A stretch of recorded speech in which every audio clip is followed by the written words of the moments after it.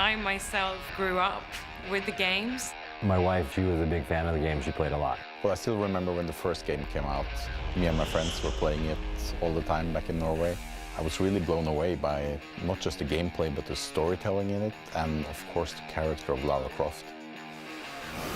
When you think of female-led games, Lara Croft is probably the first name that comes to everybody's mind. She's hot and she's cool. She's just a kick-ass girl that raids the tombs. As a young girl, I hadn't seen a girl being the lead character in a video game, and that really drew me to it. I've been playing video games since I can remember. Video games were always a part of my life. I had the amazing opportunity of writing a book called 20 Years of Tomb Raider. I never felt a sense of being able to relate to one of the characters until my dad brought home this game. This was the first time that we got to play as this badass woman. She was extremely fierce and determined and capable and a big adventurer. It wasn't just the fact that it was a female character, but because it was this amazing, beautiful 3D world that felt so atmospheric and everything just worked together. The original Tomb Raiders were groundbreaking in terms of graphics. You know, the environment and her character model, the animation walk cycles. It was unlike anything anyone had ever seen at the time, this worldwide phenomenon.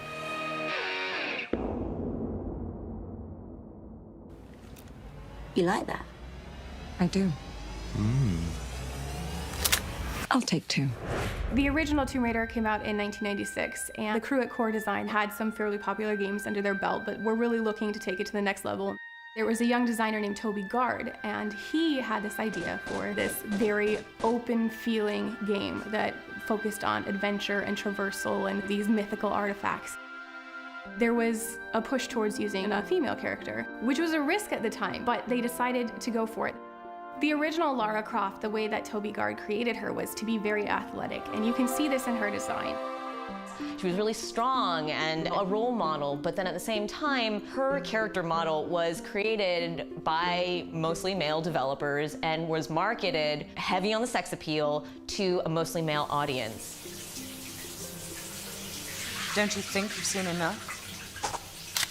She was considered this sort of virtual vixen, and that was very evident in the marketing. She has been on the face of so many different products. She's been in watches. She had her own clothing line. She's had her own cell phone covers, action figures, t-shirt lines, boxers, socks. Basically anything that you can think of, Lara has been on. And for fans, it's almost like a real-world treasure hunt. Hello, Sprout.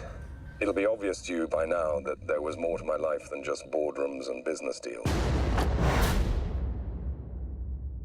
The original Tomb Raider was this beautiful space, and there was just this really compelling thread of a narrative throughout the entire thing. It was thrilling because it was one of the first opportunities that you had in a game for sort of non-linear exploration. One of the things that I think everybody remembers is just the moment where this T-Rex comes out of nowhere.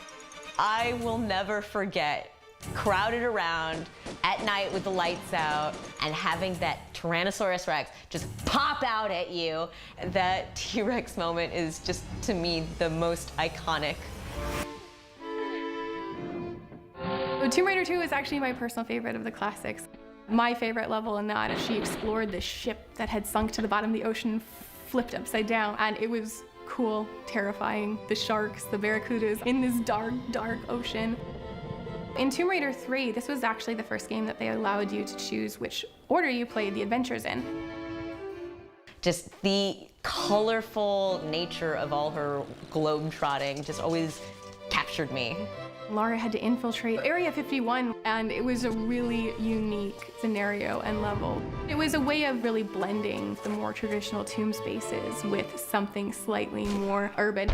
Tomb Raider 4, you get to play as young Lara. The game took place in Egypt, and at the end, the tomb collapses on top of her, and it is left unknown. Fans did not know if she was dead or alive, and it was terrifying for a lot of fans at that time. They were very nervous that this was actually the end of Tomb Raider, but obviously it wasn't. In Tomb Raider Chronicles, and they had to get really creative because they had closed off that narrative thread. They actually decided to have it open with her memorial, so people who are a large part of her life start telling stories from her past that fans never had a chance to see. Angel of Darkness came out in 2003.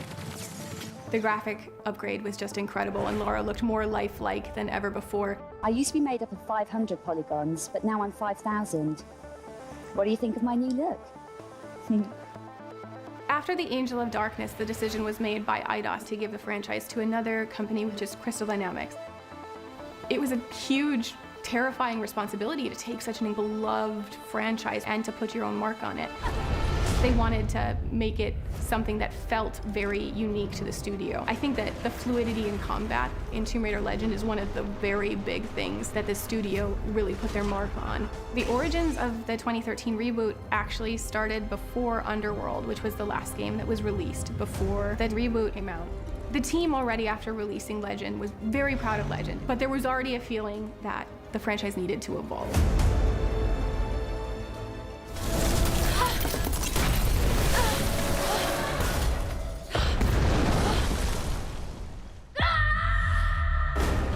We started on this concept of really breaking down the franchise to its core and how can we reimagine this. And it was a very hard balance to make sure that they were keeping the heart of what makes the franchise and the character great, but reimagining it in a way that felt very relevant to a modern audience. They absolutely killed it in the reboots. I think that they have tapped into the new gamer culture. Survival became the way that they could really make Lara relatable. I am incredibly impressed by the reboot's graphics. The acting involved with it are mind-blowing. If you look at the old low polygon environments of the old Tomb Raider, like I know that that blew my mind back then, but now they have dynamic weather. That's so exciting to see a character evolve all the way through the history of gaming. It's incredible to experience a whole new Lara Croft. I remember gearing up in Tomb Raider, the pickaxe and the bow. It's a stark departure from guns. It was another very terrifying decision to make, to not give her dual pistols, because it was considered such an iconic part of her character. We were setting out to show Lara's origin. We didn't want her to start where fans expected her to finish. We wanted them to go on that journey with her and grow with her. And through that lens of survival, we needed multifaceted tools and weapons. What would be the most practical thing to have on a deserted island? It would be something like a tool, like a climbing axe or a bow that could be used for hunting food or for defending yourself. These were the tools that really became the heart of combat within the reboot franchise. These new weapons have become just as iconic to her as the pistols.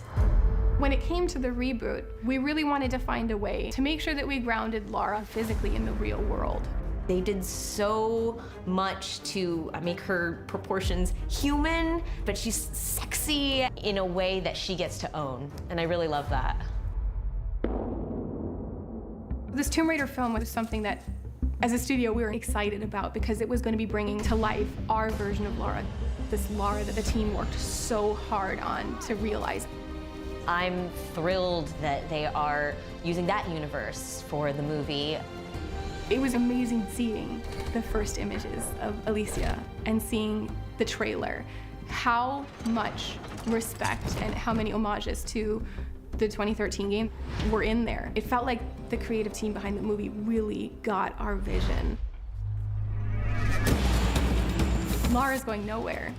She's still as successful today as she was 20 years ago, and that is such an incredible feat. Having Lara Croft as this prominent, iconic lead female character, I mean, we would not have so many of the female-led games now if it weren't for her. If the last 20 years have proven anything, it's that Lara Croft cannot be stopped, and her future is looking as bright as ever. Lara Croft is definitely here to stay. Bye for now.